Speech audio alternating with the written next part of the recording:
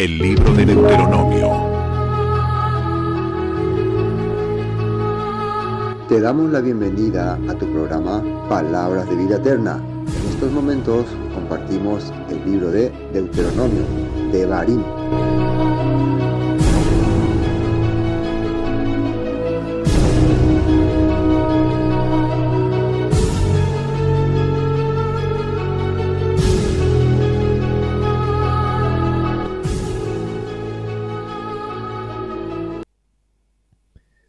Bueno, vamos a continuar. Ya habíamos visto el nombramiento de Josué en el capítulo 31 y ahora vamos a ver el capítulo 32 que arrancaba con el versículo 30 del capítulo 31 que decía: Cántico de Moisés. Entonces habló Moisés a oídos de toda la congregación de Israel las palabras de este cántico hasta acabarlo. ¿Y qué es un cántico? Una forma poética de expresar la voluntad del Todopoderoso. Los salmos, por ejemplo, son cánticos, son alabanzas, se le llama poesías también, que se usaba mucho en la antigüedad, pero en especial estos textos empezaron a cobrar forma en la época de los el regreso de los deportados de Babilonia. O sea, en esa época fue donde ellos estaban más acostumbrados a expresarse por medio de la escritura. La escritura era una manera de comunicar su deseo, su queja, pues, todas las cosas. Entonces, como nosotros venimos diciendo, no decimos que Moisés no tiene nada que ver con la Torá, ni los textos que están en la Torá. Pero sí sabemos que no fue él literalmente lo que escribió lo que está acá, así como agarró un lápiz y escribió, ¿no?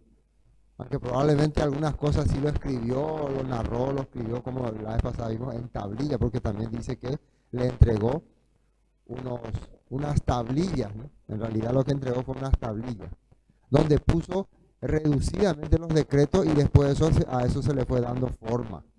Se dice también, embelleciendo para darle forma literaria. Y eso es lo que se fue haciendo.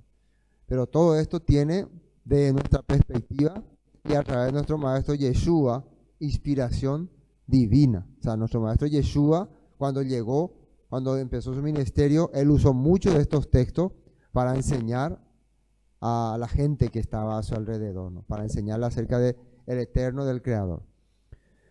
Bueno, entonces esa es la manera que se usaba, ¿no?, para hablar. Por lo tanto, probablemente este escrito ya fue hecho por otra persona, influenciado por las doctrinas o las enseñanzas orales que ellos habían recibido acerca de las enseñanzas de Moisés. Eso es muy importante que podamos entender. Bueno, dice así: escuchad, cielos, capítulo 32, y hablaré, y oiga la tierra los dichos de mi boca.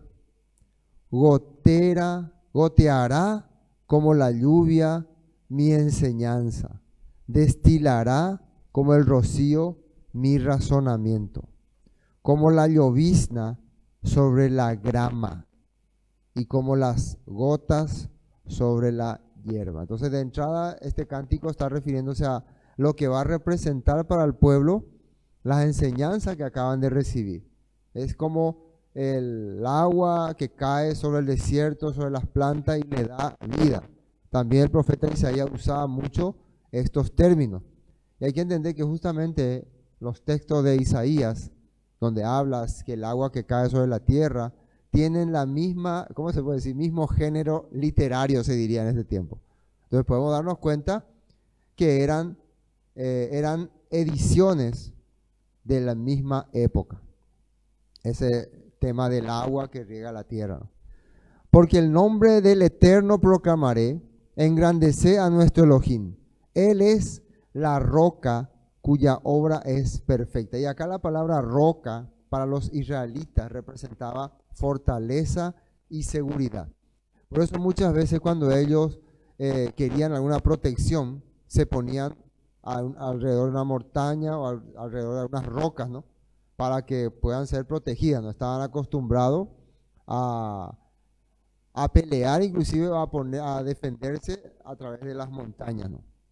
Y esta palabra es importante porque Yeshua usó como un ejemplo, ¿no? De una persona que edificó su casa sobre la arena y otro que edificó sobre la roca. Y que vino la tragedia y el que edificó sobre la arena llevó desgracia y el que edificó sobre la roca, a pesar de la tragedia, no pasó ninguna dificultad, porque la roca era su protección. Yeshua nos quería hacer entender que la palabra fija en el corazón de una persona preparada le deja lista para enfrentar las situaciones que va a venir. Y eso también es lo que está diciendo aquí la Torah. Porque todos sus caminos son rectitud. Elohim de verdad y sin ninguna iniquidad en él. Es justo y recto. La corrupción no es suya. De sus hijos es la mancha. Generación torcida y perversa. ¿Así pagáis al Eterno, pueblo loco e ignorante? ¿No es Él tu Padre que te creó? Él te hizo y te estableció. Probablemente esta crítica ya era al pueblo que estaba descarriándose. Probablemente este cántico ya se estaba dando para hacer entender al pueblo que no está viviendo conforme a la voluntad del Padre. Eso ya ocurrió en tiempos de Jeremías, en tiempos del rey Josías y en tiempos también de la deportación a Babilonia. Entonces está hablando, ustedes fueron creados por el Todopoderoso, fueron hechos por el Eterno. Él es su creador, igual viven de esta manera corrupta. Acuérdate de los tiempos antiguos. Considera los años de muchas generaciones. Preguntad a tu padre y él te declarará. A tus ancianos y ellos te dirán. Si ustedes notan, ¿no? Uno que lee y nota, ¿no? Se va a dar cuenta que este texto parece que no cuadra con lo que está aconteciendo ahora en tiempo de Moisés, ¿no? Está hablando, acuérdate de tiempos antiguos. Entonces, ¿de quién tiene que acordarse? De Adán, de quién, de Noé, de Matusalén, o de Abraham, Isaac y Jacob, ¿no? Pero nosotros lo que podemos ver es que acá se le está hablando a una población que ya ha experimentado todo esto, que ya ha pasado todo esto y que a pesar de eso está viviendo en corrupción. Puede ser en los tiempos de los jueces, o puede ser en los tiempos de los reyes, o puede ser en los tiempos de la deportación. Cualquiera de esos tiempos puede ser, pero probablemente estamos casi más convencidos que fue en tiempos de la deportación donde se dio estas críticas, ¿no? Porque era una manera de expresarse, ¿no? A tus ancianos y ellos te dirán, cuando el Altísimo, ahora atiendan bien este texto 8, porque esto, de acuerdo a la historia y a la investigación, hay prueba de que en la antigüedad, allá por el año 2000, antes del Mesías, ¿no? O 2100, se creía en un Dios único, que tenía 70 hijos, y que era el que hizo todas las cosas. También le llamaban el Dios del desierto, el Dios donde una persona iba y se encontraba con él y al final le bendecía y le prosperaba.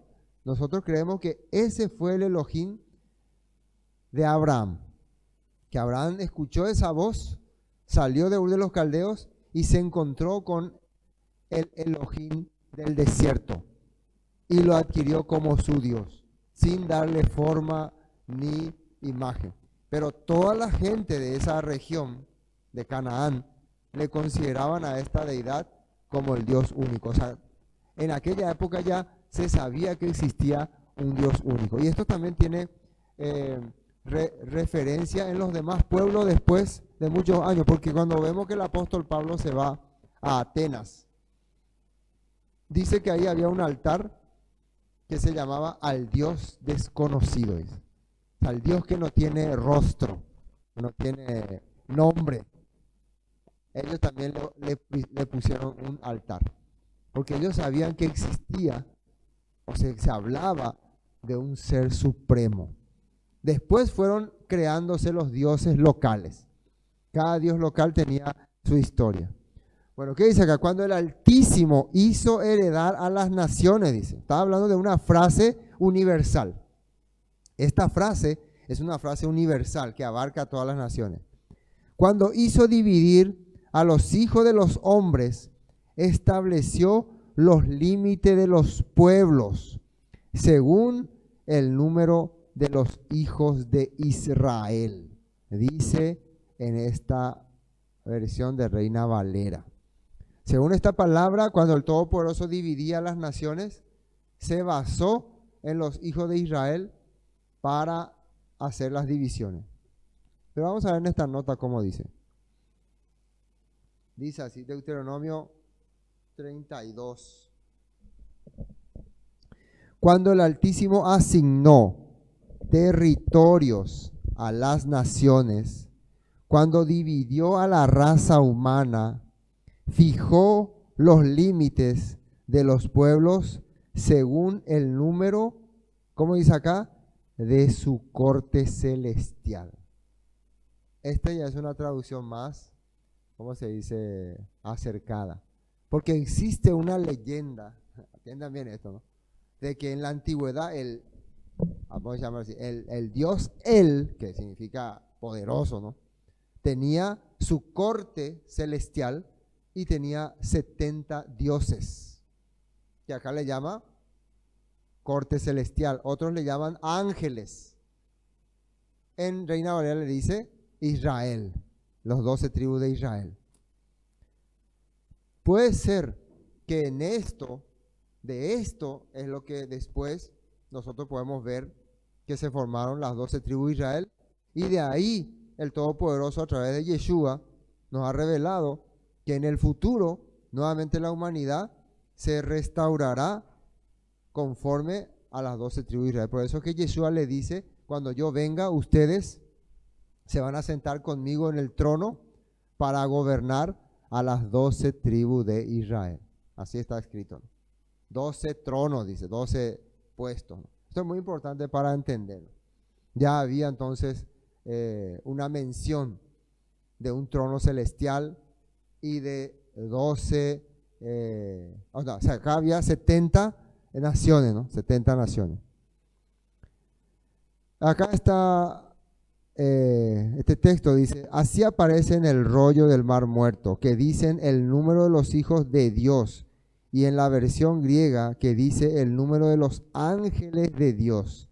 El texto masorético dice el número de los hijos de Israel. En la versión griega, y la versión griega es la más antigua. ¿Sabían, no? La versión griega, Septuaginta, es la más antigua. La versión masorética vino después. Los masoretas, pues, ¿qué pusieron? Hijos de Israel. En la versión griega antigua dice ángeles o seres celestiales. Y de acuerdo a la mitología o a la leyenda, probablemente eran deidades. Deidades. Bueno, continuemos. Porque la porción del Eterno es su pueblo, Jacob, la heredad que le tocó, dice acá. Acá en Deuteronomio 32:9 dice, pues el pueblo de Israel pertenece al Señor, Jacob es su posesión más preciada. Jeremías 10:16 dice, pero el Elohim de Israel no es ningún ídolo, Él es el creador de todo lo que existe, incluido Israel, su posesión más preciada. El Señor de los ejércitos celestiales es su nombre.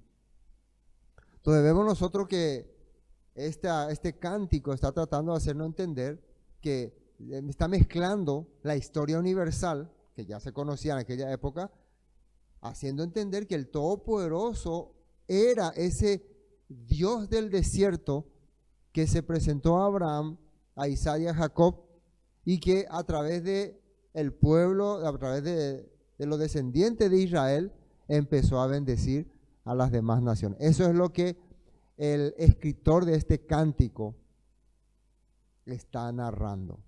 ¿Y por qué aparecen Devarim? porque era el mensaje que ellos recibieron a través de Moisés y sus escritos.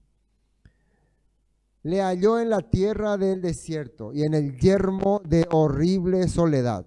Lo trajo alrededor, lo instruyó, lo guardó como a la niña de su ojo. ¿De qué está hablando? Del pueblo de Israel. Entonces acá sí ya está mencionando que el Todopoderoso, el Dios Él, el Dios único, el Dios eterno, trajo a Israel en el desierto y ahí le instruyó, dice. ¿Qué significa? Le dio su Torá, su enseñanza y le convirtió en un pueblo el cual Él cuidaba como sus propios ojos, dice, como la niña de sus ojos, dice acá. Una parte de nuestros ojos que nos protege.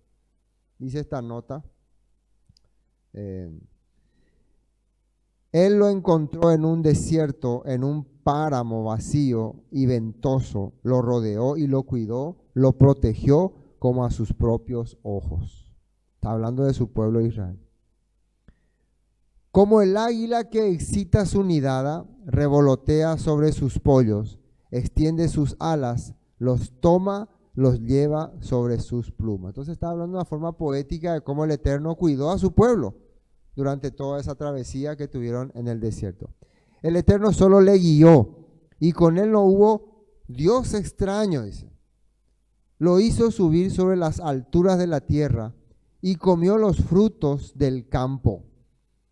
E hizo que chupase miel de la peña y aceite del duro pedernal, mantequilla de vacas y leche de ovejas, con grosura de corderos y carneros de Basán, también machos cabríos, con lo mejor del trigo y de la sangre de la uva bebiste vino. Pero engordó. Bueno, esto es la manera que le estaba protegiendo y cuidando a su pueblo. Y el versículo 15, pero engordó Jesurún y tiró coces. ¿Qué quiere decir? Jesurún significa el pueblo de Israel de una forma más, según los conocidos, como decir, región favorable, una zona favorable. Engordaste, te cubriste de grasa. Entonces abandonó al Elohim que lo hizo y menospreció la roca de su salvación. Si se dan cuenta, acá ya se trata de el pueblo que estaba ya poblándose, habitando, viviendo y participando ya de las actividades. Y dice acá una vez más, menospreció la roca de su salvación. ¿A qué se referiría con roca? Probablemente se referiría al lugar que el Todopoderoso escogió para que ellos sean protegidos. Alguna ciudad, algún sitio, algún muro. Y nosotros entendemos a través de la Escritura que hablaba de nuestro Mesías Yeshua. Por eso Yeshua enfatizaba mucho sobre la roca. Y también el apóstol Pablo habla, ¿no?, acerca de el cimiento, ¿no?, la base, que es el Mesías. Y siempre cuando habla de base o de cimiento, se refiere a la preparación que ha tenido una persona. Para decir que yo estoy sobre la roca, quiere decir que yo me preparé. Para decir que yo tengo base sólida, quiere decir que yo trabajé mi vida para poder enfrentar lo que viene ahora. Eso significaba roca de salvación. Y acá dice que ellos menospreciaron eso. O sea, toda la instrucción, toda la guía, toda la protección, todo ese amor de madre de águila, de como la niña de sus ojos, todo al final los israelitas la menospreciaron, dice. Le despertaron a celos con los dioses ajenos.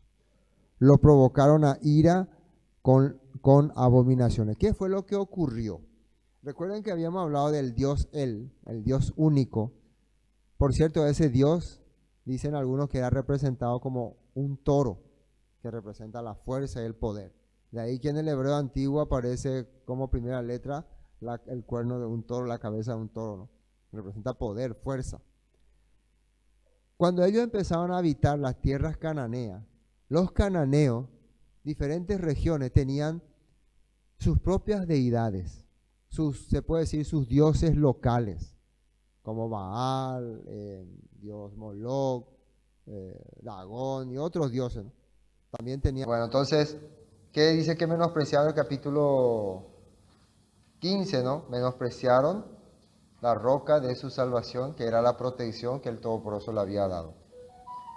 Versículo 16 dice, le despertaron a celos con los dioses ajenos, lo provocaron a ira con abominaciones. Estábamos hablando antes de que venga el apagón, por cierto, o un apagón, por eso estamos volviendo otra vez, pero con audio nomás ya.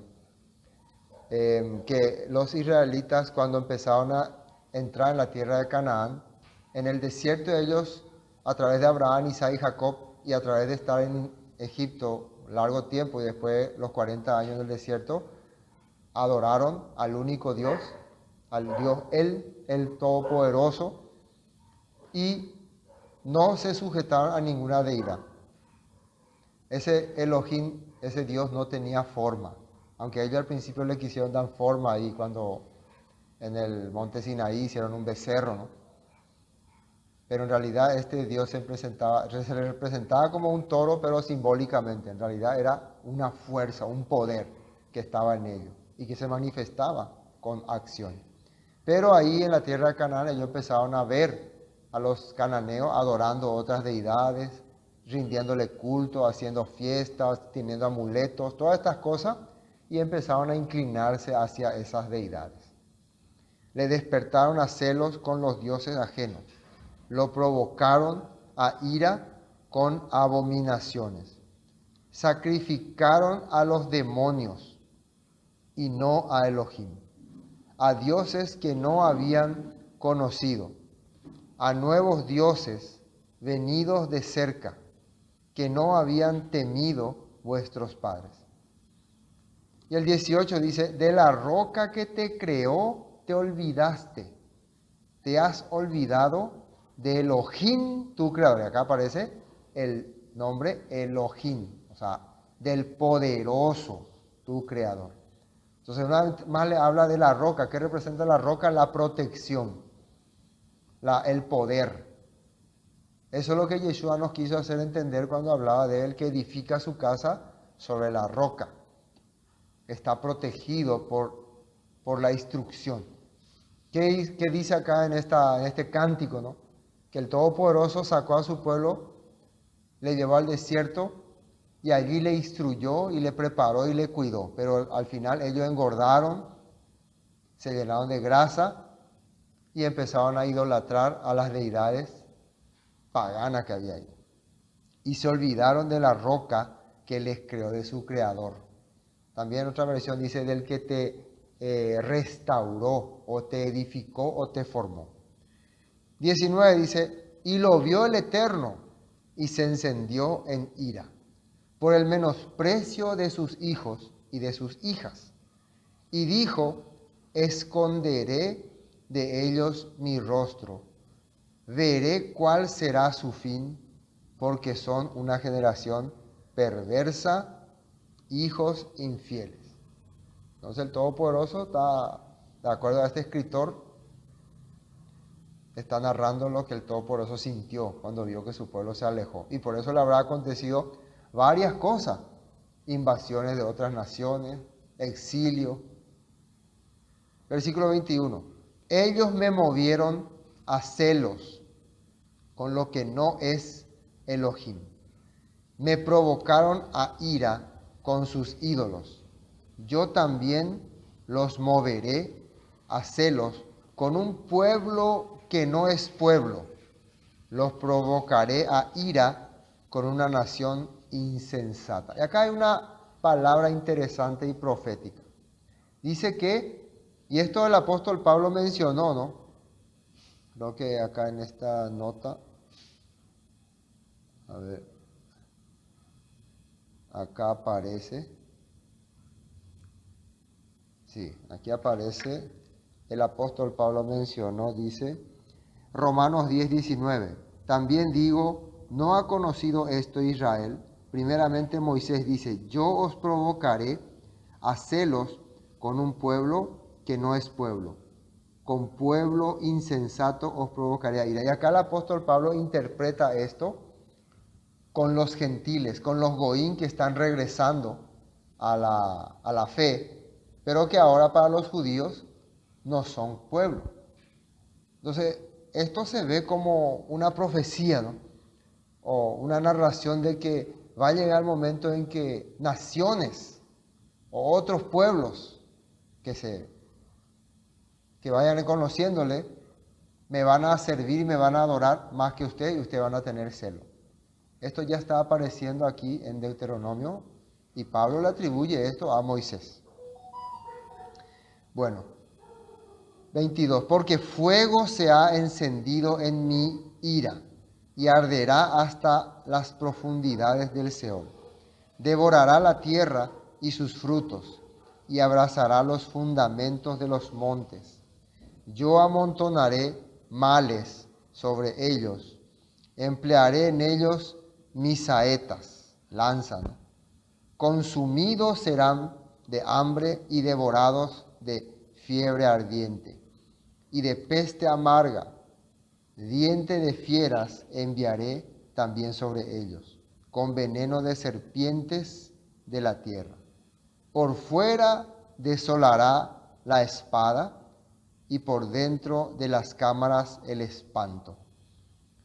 Así el joven como a la doncella, al niño de pecho como al hombre carne. Entonces va a venir tragedias, desgracias por haber vivido. Y todas estas cosas nosotros vemos que le aconteció, ¿no?, al pueblo.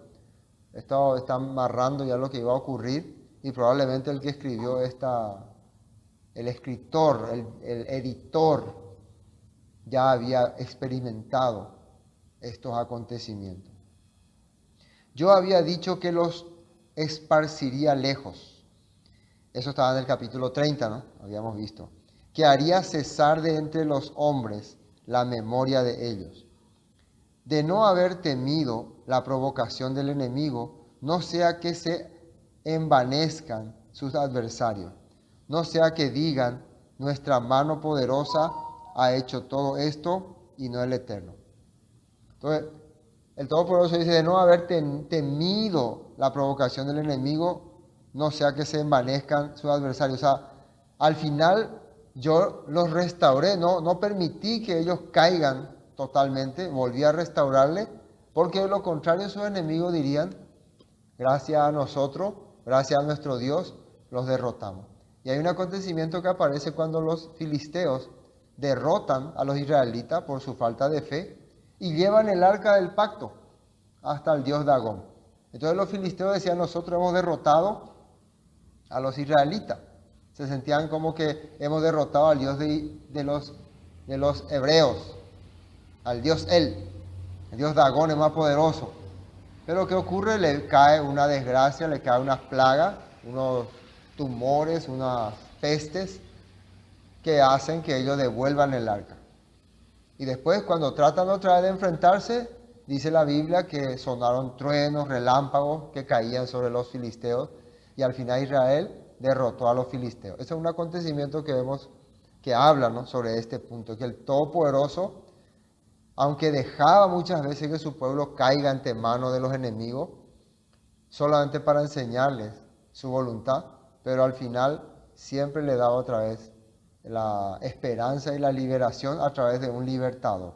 Por ejemplo, eso vemos mucho en el libro de los Jueces. Dice 28, porque son nación privada de consejos y no hay en ellos entendimiento. Una vez más habla acerca del corazón de los israelitas, ¿no? Ojalá fueran sabios que comprendieran esto y se dieran cuenta del fin que les espera. ¿Cómo podría perseguir 1 a 1000 y 2 hacer huir a 10,000 si su roca no los hubiese vendido y el Eterno no los hubiera entregado?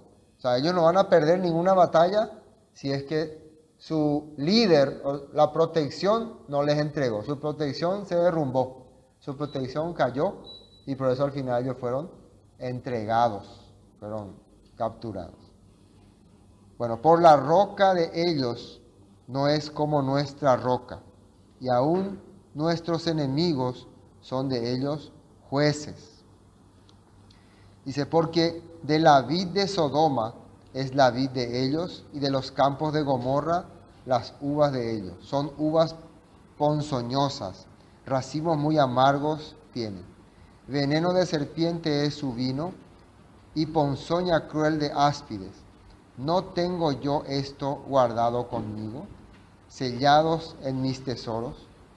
Mía es la venganza y la retribución. A su tiempo su pie resbalará, porque el día de su aflicción está cercano, y lo que les está preparado se apresura. Todos estos son textos, poesías, que pues los apóstoles habían usado a la larga. El apóstol Pablo usó también. La venganza al final viene del Todopoderoso. Él va a hacer justicia con los que fueron rebeldes, y con los que han también sido fieles va a hacer honra. 36. Porque el Eterno juzgará a su pueblo, y por amor de sus siervos se arrepentirá, cuando viere que la fuerza pereció y que no queda ni siervo ni libre. Entonces, cuando ve que su pueblo está ya agotado, ya no puede más y se entregó, les va a rescatar, les va a ayudar. Y dirá, ¿dónde están sus dioses? La roca en que se refugiaban, que comían la grosura de sus sacrificios y bebían el vino de sus libaciones. Levántense, que os ayuden y os defiendan. Ved ahora que yo soy y no hay dioses conmigo. Yo hago morir y yo hago vivir. Yo hiero y yo sano. No hay quien pueda librar de mi mano. Todo esto son textos, ¿cómo se llama? Cántico. Porque yo alzaré a los cielos mi mano y diré, vivo yo para siempre. Si afilare mi reluciente espada y echare mano de juicio, yo tomaré venganza de mis enemigos y daré la retribución a los que me aborrecen. Embriagaré de sangre mis saetas, y mi espada devorará carne, y la sangre de los muertos y de los cautivos en las cabezas de las largas cabelleras del enemigo. Alabad naciones a su pueblo, porque él vengará la sangre de su siervo, y tomará venganza de su enemigo, y hará expiación por la tierra de su pueblo. Aquí termina el cántico. Todos son frases, exhortaciones serían. Exhortación, clamor para el pueblo. 44. Vino Moisés y recitó todas las... Acá nuevamente aparece el texto donde relaciona a Moisés como protagonista de este cántico. Vino Moisés y recitó todas las palabras de este cántico a oídos de su pueblo, él y Josué, hijo de Nun. Y acabó Moisés de recitar todas estas palabras a todo Israel. Y les dijo, aplicad vuestro corazón a todas las palabras que yo os testifico hoy, para que las mandéis a vuestros hijos, a fin de que cuiden de cumplir todas las palabras de esta ley. Porque no os es cosa vana, es vuestra vida, y por medio de esta ley haréis prolongar vuestros días sobre la tierra a donde vais pasando el Jordán para tomar posesión de ella. Y el versículo 48, y habló el Eterno a Moisés aquel mismo día diciendo, suba a este monte de Abarim, al monte Nebo, situado en la tierra de Moab, que está frente a Jericó, y mira la tierra de Canaán, que yo doy por heredad a los hijos de Israel. Entonces al final recibe Moisés la orden de subir al monte, arriba, y revisar todo el lugar que iba a ser propiedad de los israelitas. Y el versículo 50 dice, y muere en el monte al cual subes, y sé unido a tu pueblo, así como murió Aarón tu hermano en el monte Hor, y fue unido a su pueblo. Acá él está recibiendo la orden de ir al monte, observar todas las regiones que va a pertenecer a Israel, al monte del monte Nebo, en la tierra de Moab, frente a Jericó, dice, y después no es que se va a suicidar, sino que va a descansar, se va a recostar y va a descansar. 51 dice, por cuanto pecasteis contra mí en medio de los hijos de Israel, en las aguas de Meriba, de Cades, en el desierto de Sin, porque no me santificasteis en medio de los hijos de Israel. Verás por tanto delante de ti la tierra, mas no entrarás allá, a la tierra que doy a los hijos de Israel. Entonces acá dice que hay una razón por la cual Moisés no va a entrar en la tierra prometida, ni siquiera va a pisar. Hay un acontecimiento ahí en las aguas de Meriba, que ya habíamos compartido cuando tocamos números, cuando Moisés, encendido en ira por el pueblo, harto del pueblo que siempre reclamaba, dice que en vez de hablarles, eso es lo que dice la Biblia, ¿no? Hablarle a la roca para que dé agua, él la golpeó 2 veces. O sea, lo que él hizo entender ahí es que el Todopoderoso no puede controlar, no puede gobernar, no puede hacer las cosas simplemente con su palabra, sino que necesita la ayuda del hombre. Eso es lo que fue su pecado en ese momento. Pero eso no quiere decir que él fue condenado a muerte. Simplemente que, bueno, tu misión llegó hasta aquí. Hasta aquí vos la acompañaste a los israelitas. A partir de ahora es Yehoshua, el Salvador, el que rescata, el que va a guiar al pueblo a entrar a la tierra prometida. Podemos pensar entonces que tal vez en la vida de una persona hasta el final de su día tiene que entender que Elohim, que el Todopoderoso es el que obra. Hay muchos líderes que llega un momento en que sienten que ellos son los que hacen la obra y por eso reniegan.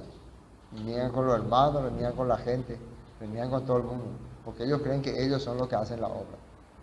Yo, por ejemplo, no quiero renegar con algo, a veces me hacen renegar, ¿no? Pero después digo, yo no soy el que hago nada, yo estoy nomás acá.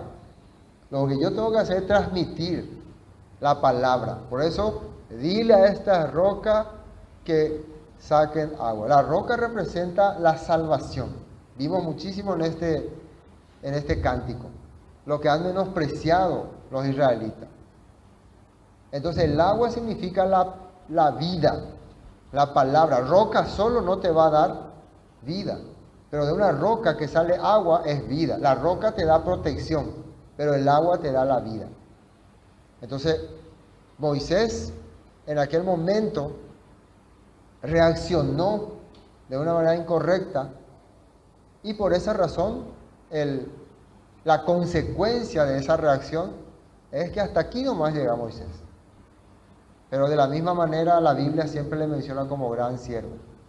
Los escritos hablan de él como uno de los que más cerca del Todopoderoso estuvo y que más manso fue, dice la Biblia. Entonces el capítulo 32 termina aquí. Después del capítulo 33 habla acerca de bendición que hace Moisés a las 12 tribus de Israel. Probablemente estas palabras ya fueron recopiladas un poco antes que Moisés haya subido al monte. Entonces algunos dicen que él las escribió cuando alguien le acompañó hasta el monte, comentarios, ¿no? Y él empezó a hablar acerca de cada pueblo. Pueblo de Judá, pueblo de Efraín, pueblo, de acuerdo a lo que el Todopoderoso puso en su corazón. Y ya el 34, finalmente él sube, cumpliendo la orden del Todopoderoso, y muere. Pero esos 2 capítulos vamos a continuar la próxima semana. Son 2 capítulos lo que nos faltan. Probablemente el 33 y el 34 lo hagamos en uno. El 33 y el 34. Entonces, hoy hasta aquí vamos a compartir. Shalom.